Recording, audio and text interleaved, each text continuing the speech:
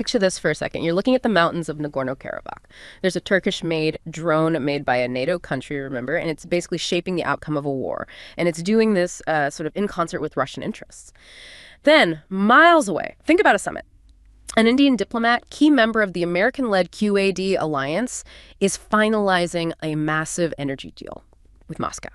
And then, deep in the Amazon, plans are being drawn up. A gigantic railway, Chinese capital funding it, connecting Brazil's farms straight to a Chinese-built port, completely bypassing traditional American trade routes. Now, from the outside, it just looks like a mess, right? A whole lot of contradictions. Are these countries allies? Are they rivals? One minute they seem to be with one side, the next they're working with the other. But what if this isn't confusion? What if this strategic ambiguity, what if that's the entire point? Maybe they're not just caught between superpowers. Maybe they're actively building a world where they don't have to choose, a world where they call their own shots. Welcome to the Deep Dive. Today, we're diving into this really fascinating global phenomenon, strategic autonomy. It's all about how emerging powers like India, Brazil, Turkey, how they're navigating a world that's clearly no longer dominated by just one superpower. They're actively shaping their own destinies. And, well, in doing so, they're fundamentally reshaping global geopolitics. So what does this actually look like on the ground? And what are the real implications? We're going to unpack that so you can walk away really well informed about this pivotal shift. Yeah, and what's truly fascinating here is when you get down to the core definition of strategic autonomy, it's essentially the capacity for a state to act autonomously when and where necessary, and with partners whenever possible. Okay, with partners whenever possible. So it's not about isolation. Exactly. It's not about retreating from the global stage. Quite the opposite, really. It's about gaining sufficient room to maneuver, to make genuinely sovereign decisions, to engage in trade on one's own terms, defend national interests, without being forced into those binary choices by dominant powers. Binary choices, like you have to pick Team A or Team B. Precisely. Think of it as a state asserting its agency in a complex world, rather than just being a pawn in someone else's game. That's a crucial distinction. It's not a retreat. It's a more deliberate kind of engagement. But here's the paradox, isn't it?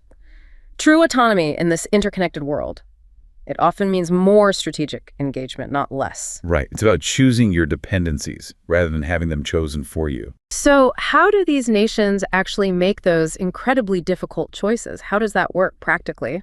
Well, this capacity, this strategic autonomy, it extends far beyond just military defense. Though obviously that's a crucial component.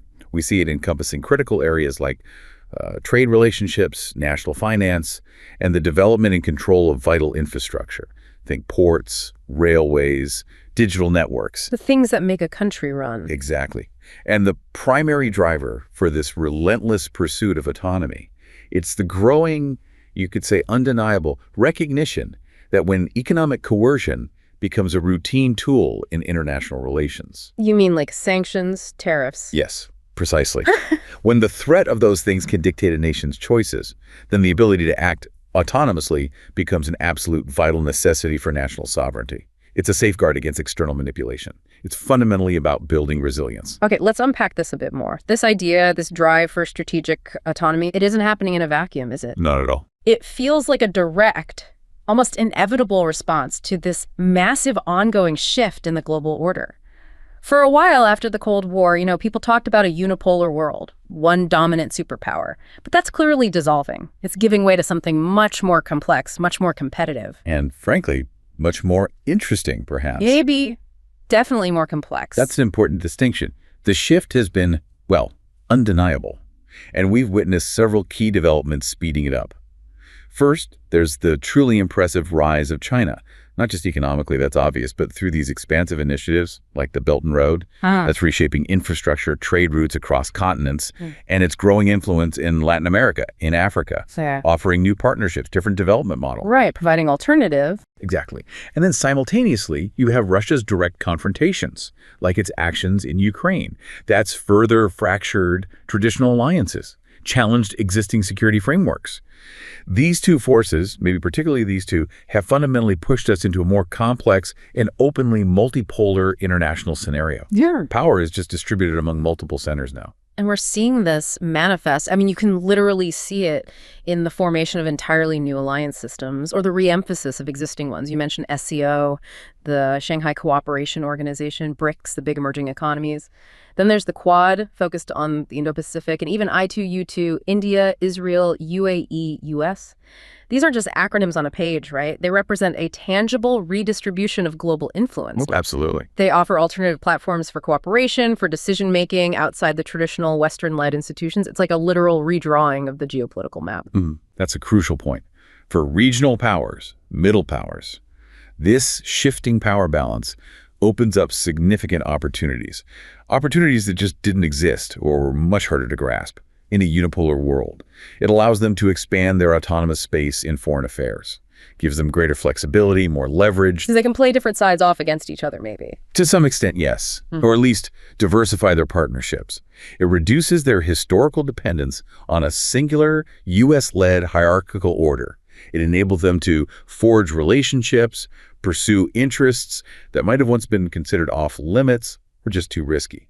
They can truly diversify their geopolitical portfolio, you could say, play a more active role in shaping their own destinies rather than just reacting to the big players. This brings us to a really crucial dimension, the economic implications.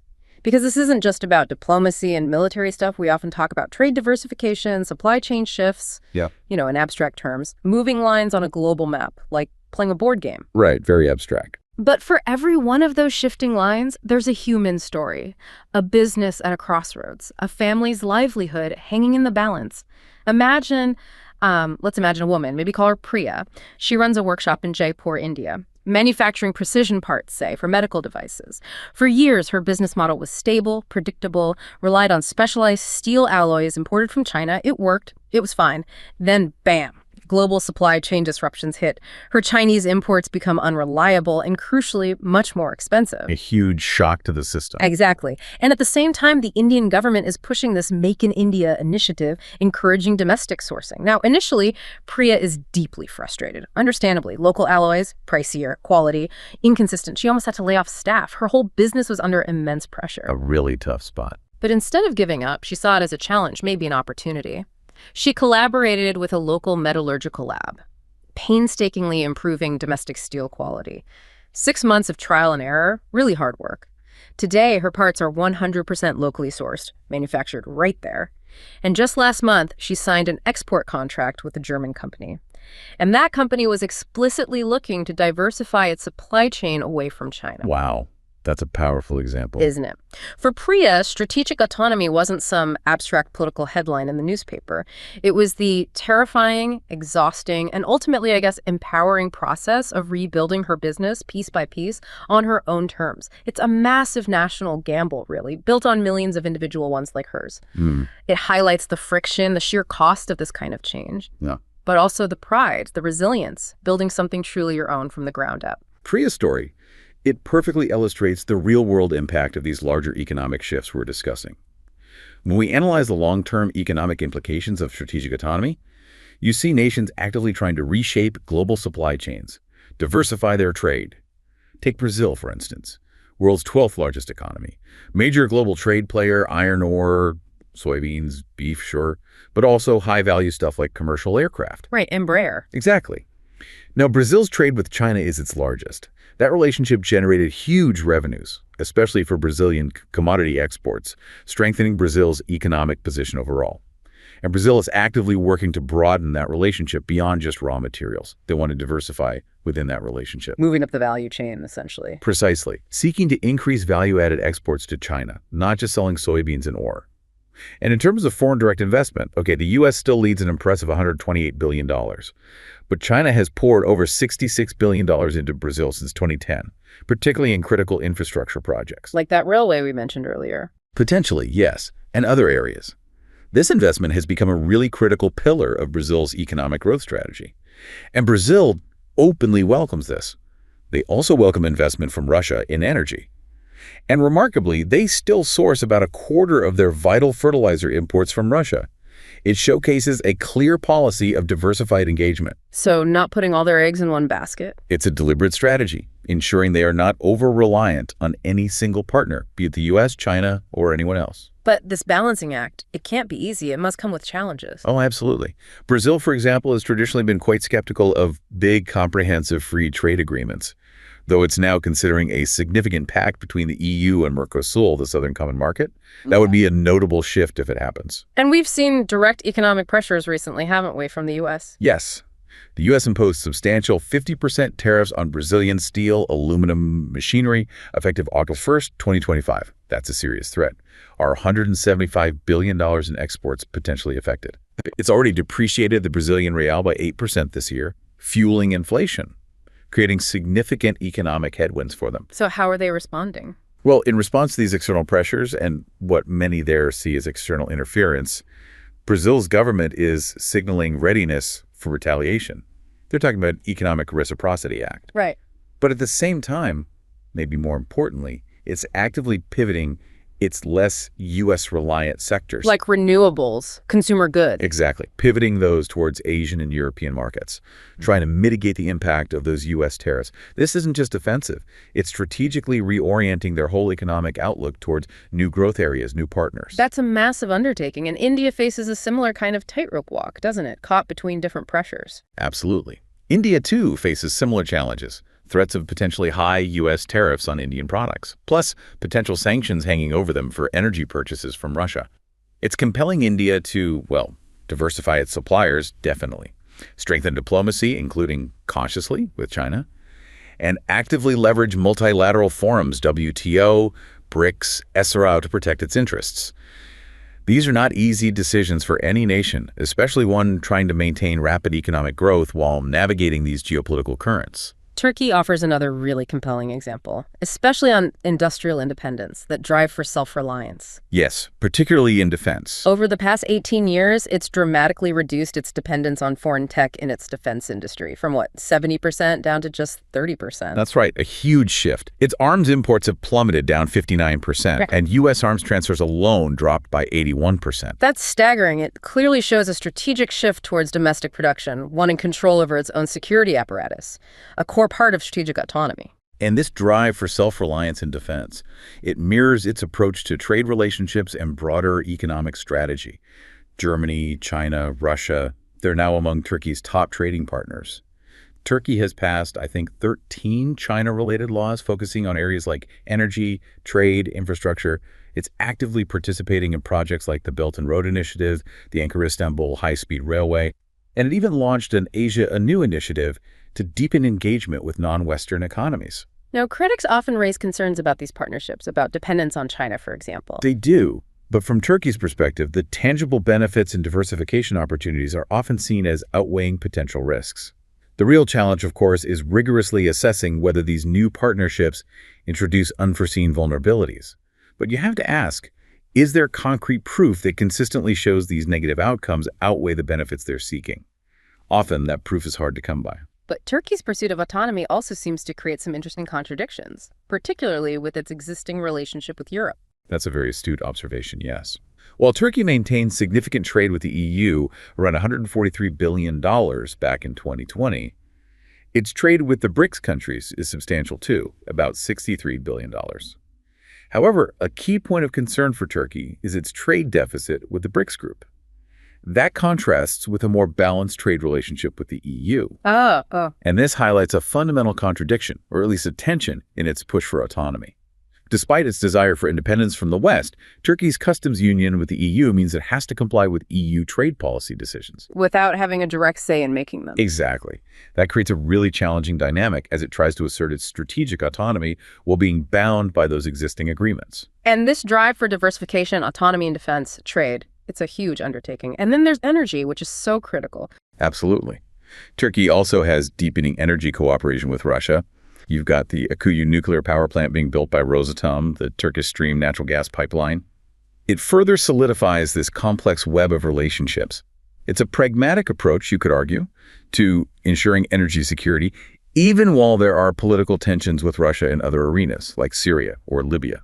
So what does this all mean for the global economic map? Where is this heading? We're seeing a clear move towards new financial architectures, aren't we? Brazil, for instance, playing a significant role as a founding member of the Beijing-based Asian Infrastructure Investment Bank, AIIB, and the Shanghai-based New Development Bank, NDB. the BRICS Bank. Yes, definitely. This feels like it's about creating alternatives to the traditionally Western-dominated financial institutions like the World Bank or IMF, to building capacity for financial autonomy.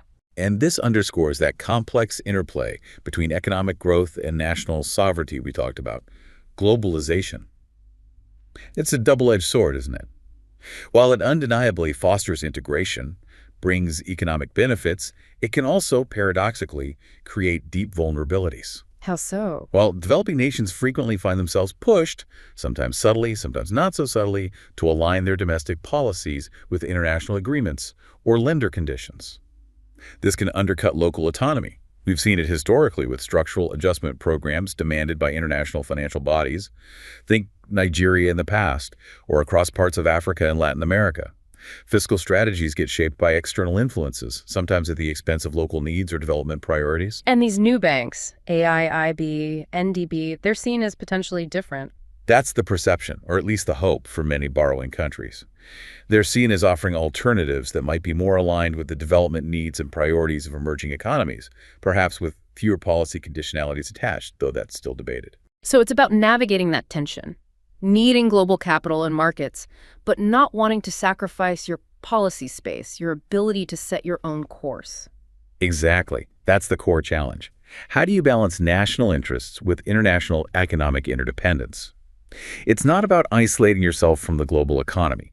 That's rarely a viable option in today's world. Instead, it's about finding ways to strategically leverage the benefits trade, investment, tech transfer, while fiercely safeguarding the policy space for national objectives. Which means? Well, it means diversifying economies away from single resources like oil, which make you incredibly vulnerable to global price swings. It means strengthening institutions, rule of law, regulatory bodies ensuring effective governance, supporting local industries through smart, strategic policies, maybe temporary tariffs or subsidies, engaging in regional trade agreements to create buffers against global shocks, negotiating international deals that prioritize your unique development needs, fostering innovation so you can compete in higher-value global chains. Sounds like a lot. It is. And critically, it also demands sustainable resource management, transparent governance, accountability, to ensure the benefits of globalization are actually distributed equitably, that they truly serve the national interest, not just elites.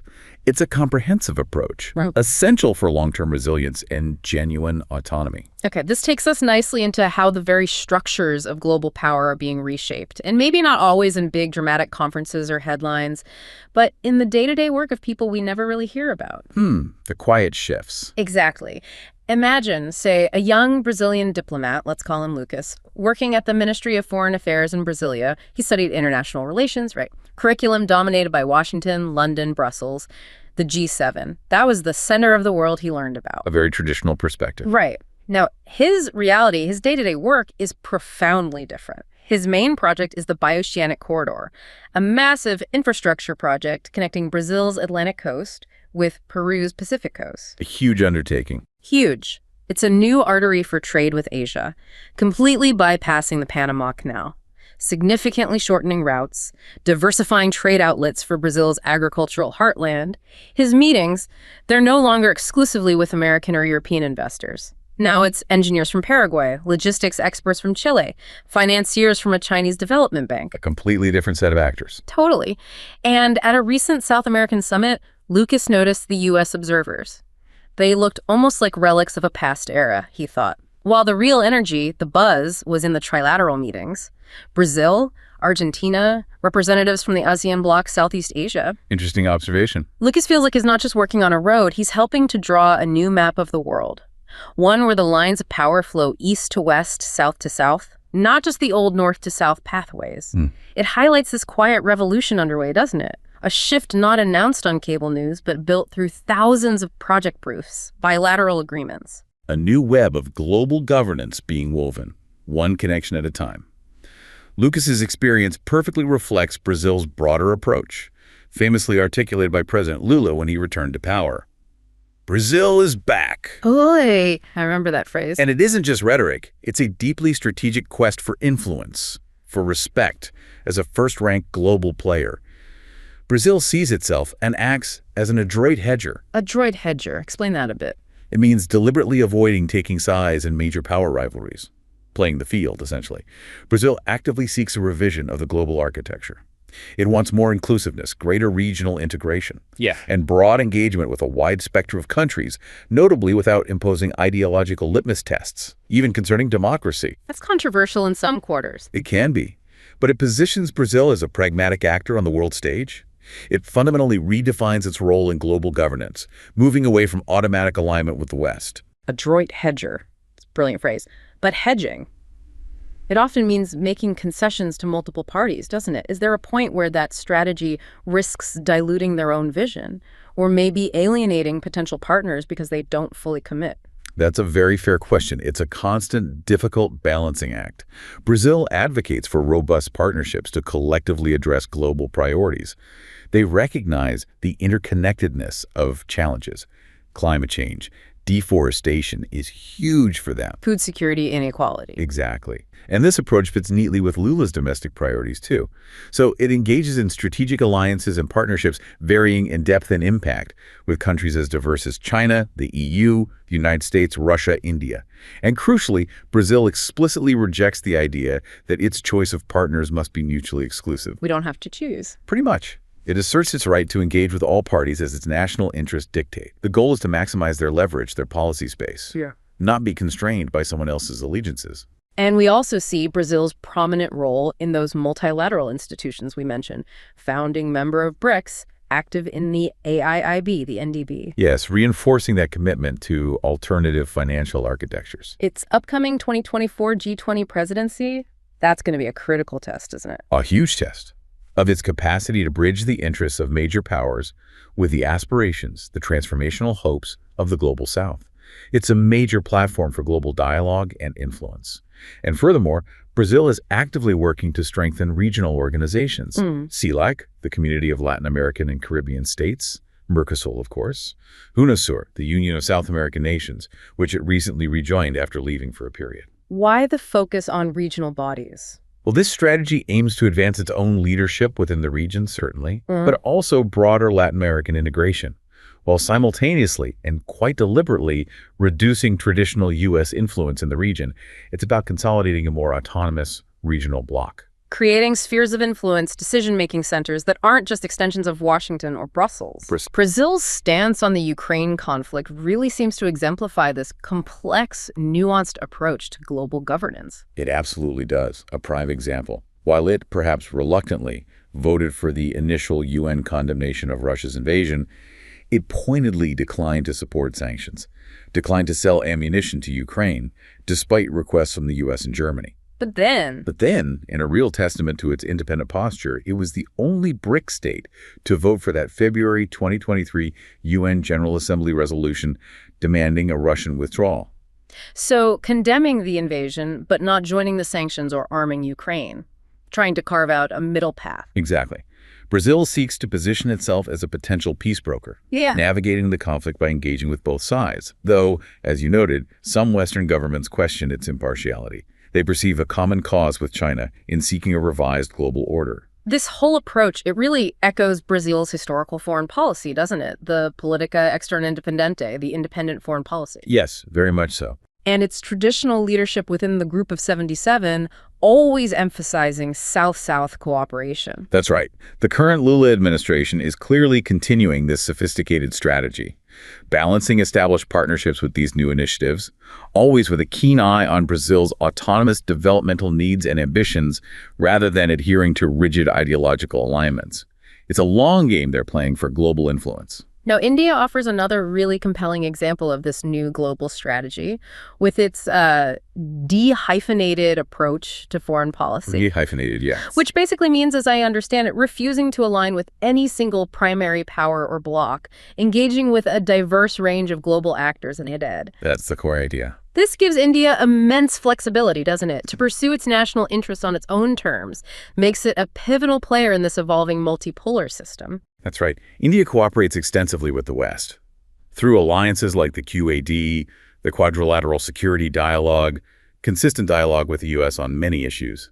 But simultaneously, it deepens relations with Russia, particularly in critical sectors like energy and defense. Those are long-standing strategic ties that go way back. Right. Not something they'd give up easily. Not at all. And it also cautiously engages with China.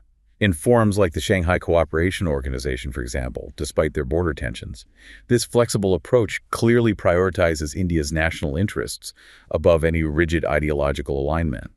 It positions India as a proponent of a balanced, inclusive world order, one that, crucially, serves its own sovereign ambitions. It sounds like a pragmatic but incredibly complex web of relationships they're managing. It is, Yeah. all designed to maximize its strategic space. Okay, let's turn to Turkey, because Turkey presents perhaps the most assertive and sometimes, let's be honest, conflicted version of strategic autonomy. Yes, assertive is a good word for it. Its foreign policy seems deeply influenced by this vision of neo-Ottomanism, seeking to reclaim influence in its historical sphere, project a strong sense of national identity, global leadership. That narrative is certainly prominent. And this directly impacts the distribution of power in its region, the Middle East, the Caucasus, North Africa. And a key enabler for Turkey, as we touched on, has been that decisive, sustained investment in its indigenous defense industry over the last decade. The drones being the prime example. Exactly. That remarkable capacity has allowed it to project military power far beyond its borders. It gives them critical leverage in regional conflicts. We've seen concrete examples, operations in northern Syria, the intervention in Libya supporting the GNA government, and that indirect but highly effective support to Azerbaijan and Nagorno-Karabakh using those Turkish drones. They were a game changer there. These actions are clear demonstrations of an assertive, independent foreign policy, and its diplomacy is just as layered, just as complex, isn't it? Indeed. Turkey's diplomacy is notably strategically ambiguous. It maintains pragmatic cooperation with Moscow, energy, security coordination in places like Syria, despite backing opposing sides, even while remaining a long-standing and geographically crucial member of NATO. That's a tricky balancing act, NATO member cooperating closely with Russia. It is. This intricate strategy allows it to align, when convenient, with non-Western great powers, particularly that perceived Russia-China axis. The goal, as perceived by its ruling elites, is to effectively balance the U.S.-led hierarchical order. It's a complex dance on the global stage, aiming to maximize its own strategic space and influence, rather than being confined by traditional alliance structures. President Erdogan's vision for Turkey is very clear, isn't it? He sees Turkey as an important regional, even global country, a game changer. He uses that term, yes. He views Turkey not just as a participant, but as a global leader, despite it being, the 19th largest economy, 16th largest military spender. He explicitly stated, Turkey is a global leader by becoming part of the solution in Iraq, Syria, and elsewhere. It underscores a very proactive, sometimes interventionist approach. Absolutely. And Turkey also sees itself and projects itself as a leading country in the Islamic world, protecting, promoting Muslim interests globally, rooted in its Sunni Muslim identity. It further positions itself as a leader in the global south, actively promoting that idea that the world is bigger than five, meaning the UN Security Council permanent members. Advocating for reform there. Yes, and advocating for the rights of least developed countries. It's actually one of the leading aid donors globally in terms of percentage of GNI.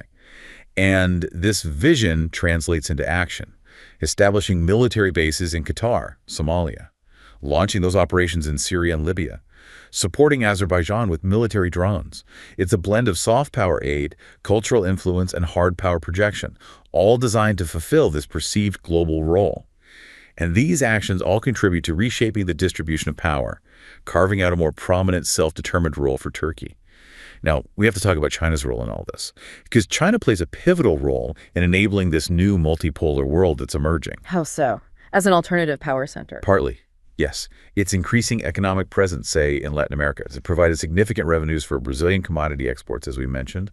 That strengthens Brazil's economic position overall, and critically, it offers alternative economic partnerships. This fundamentally reshapes the calculus for countries like Brazil, provides new avenues for growth, reduces reliance on traditional partners like the U.S. or Europe. And what seems fascinating here is how China is often seen as a catalyst for these shifts, providing these alternative pathways, often perceived, rightly or wrongly, as coming without the same traditional strings attached as Western aid or investment. That's certainly the perception in many capitals. Brazil, for instance, has openly welcomed Chinese investment in infrastructure. They see it as a critical pillar for their own economic growth and development, not primarily as a source of dangerous dependence. Indeed. Look at 5G infrastructure. Brazil has notably not shared the U.S.'s security concerns regarding China's role, specifically Huawei. And Chinese companies clearly benefit from their cutting-edge technology and, frankly, very competitive pricing advantages. Hard to compete with sometimes. Very. And President Lula's recent historic visit to China resulted in, I think, over 30 agreements aimed at strengthening the relationship across multiple dimensions: trade, technology, finance. Now, there are criticisms, accusations about China's motives, debt traps, undue influence. There are. But if we look closely at these criticisms, we have to ask, is there consistent, solid proof of negative outcomes that clearly outweigh the material benefits and diversification opportunities these collaborations offer? It's crucial to examine the evidence case by case, not just accept assumptions.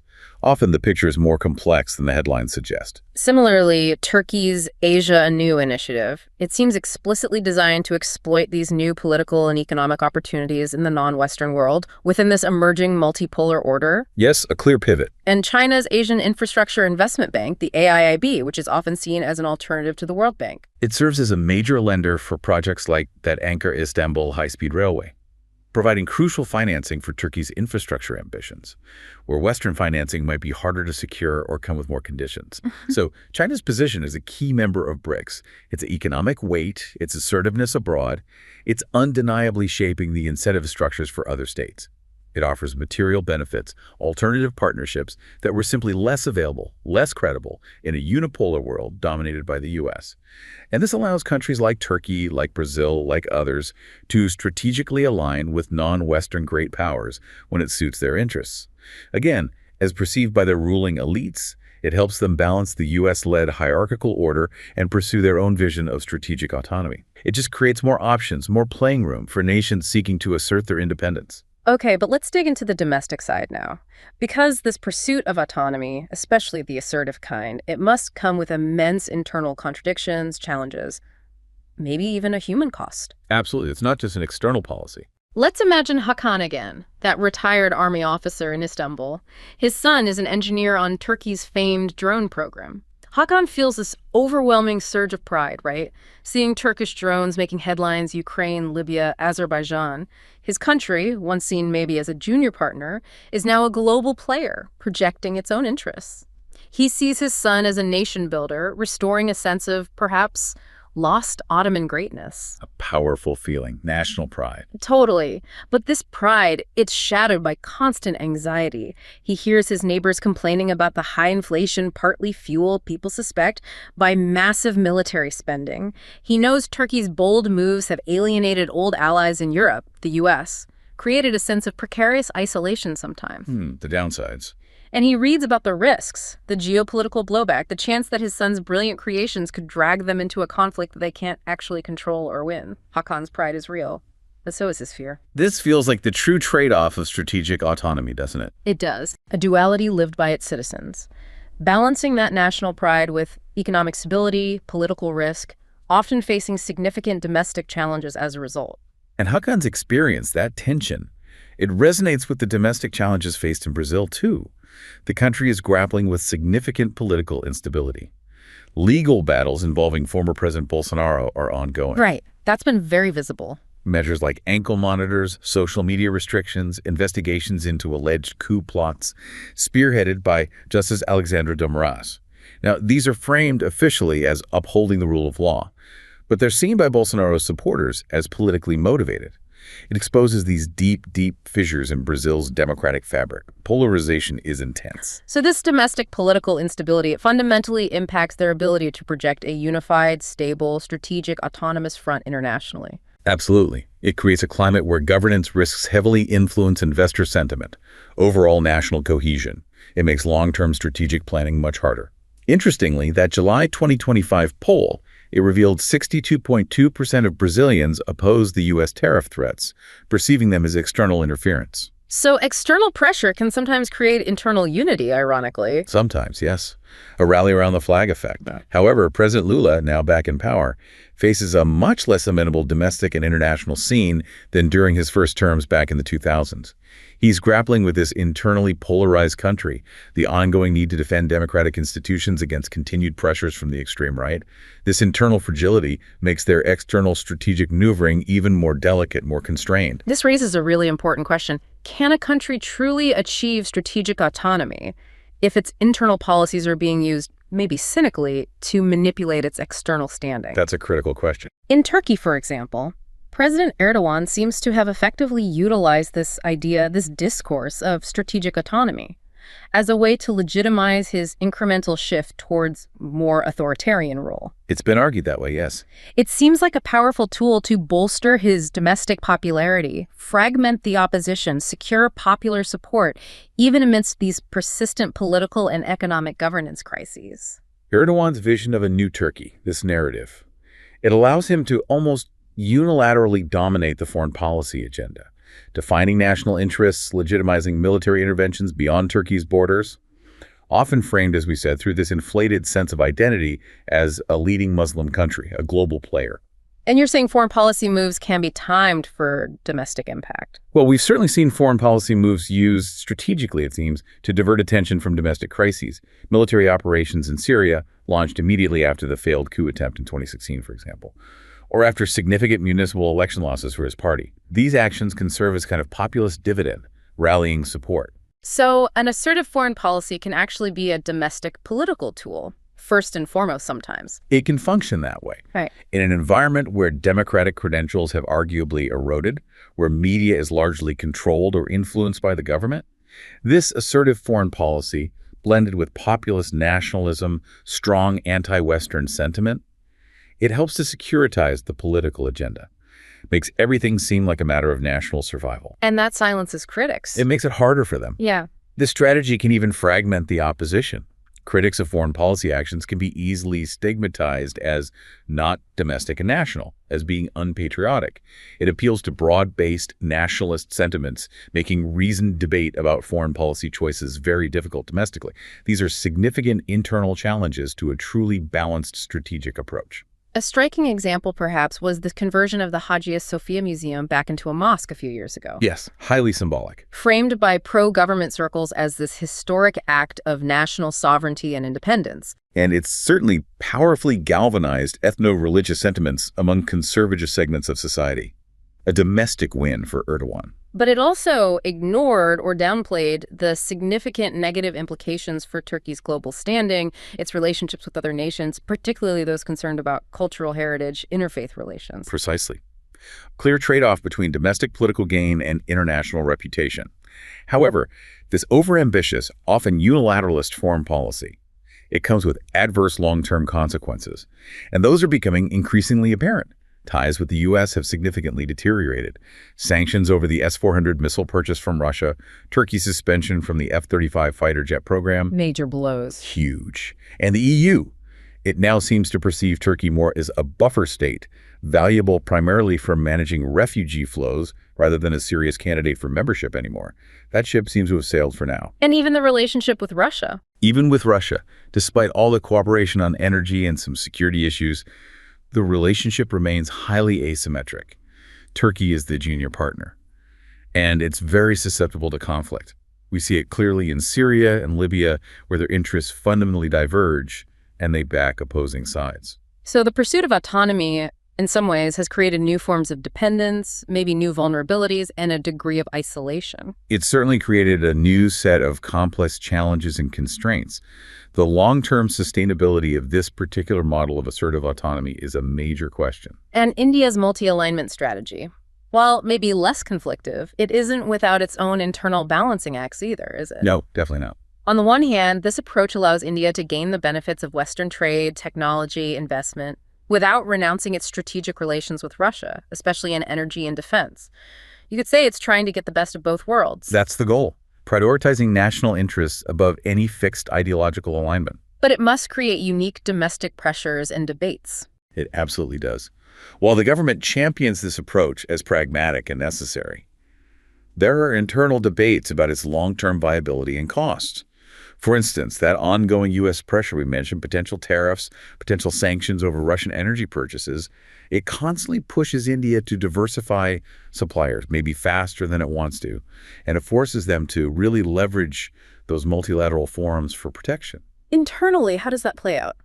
Well, domestically, there's a delicate balance to strike between maintaining traditional friendships like with Russia, which has deep roots in the public and defense establishment, and seizing new economic opportunities with Western partners, which are crucial for growth and jobs.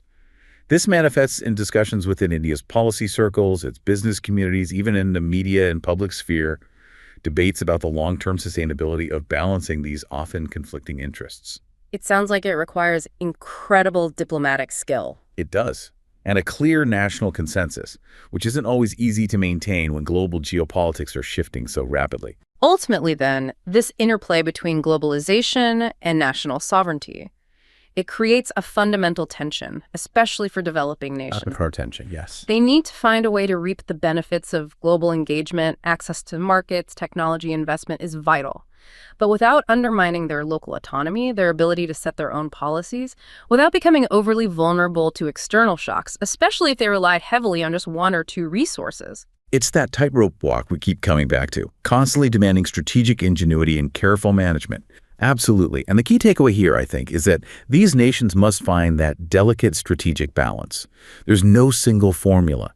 It involves diversifying their economies away from single resources like oil or minerals, which make them inherently vulnerable. It means strengthening robust institutions, effective governance, rule of law, regulatory bodies that can manage complex international ties, supporting local industries through smart strategic policies, not just blind protectionism. Engaging in regional trade agreements, as we saw with Brazil, to create buffers against global pressures, negotiating international agreements that prioritize their unique developmental needs, fostering innovation to compete globally. It's a long list. It is. And critically, it also demands sustainable resource management, especially with climate change looming, transparent governance, accountability, all to ensure that the benefits of globalization are equitably distributed, that they truly serve the national interest, broadly defined, not just the interests of a select few. This comprehensive approach, it's essential for long-term resilience, for genuine autonomy in this increasingly complex world.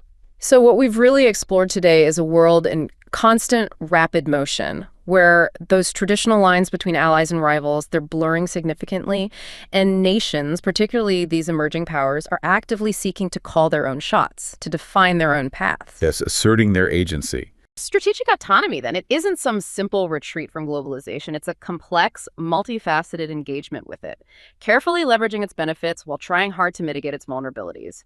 From Priya, rebuilding her business in Jaipur, to Lucas redrawing trade routes in South America, to Khan weighing national pride against economic anxiety in Istanbul. This deep dive really reveals a new global order being constructed, piece by painstaking piece, by countries determined not to choose sides necessarily, but to chart their own course. And if we connect this to the bigger picture, what we're witnessing is a profound recalibration of global power dynamics, where the very act of seeking autonomy by countries like India, Brazil, Turkey, and others, it's actually redefining what it means to be a global player in the 21st century. It's really a testament to the resilience, the strategic ingenuity of these emerging powers, navigating a world that demands both independence and intricate interdependence, forging a future, trying to forge it on their own terms. Ultimately, maybe what we're witnessing isn't just a shift in global power, but a fundamental redefinition of sovereignty itself. In this new world, perhaps the most strategically autonomous nations aren't those who stand alone, isolated, but those who are most adept at navigating and managing their interdependence,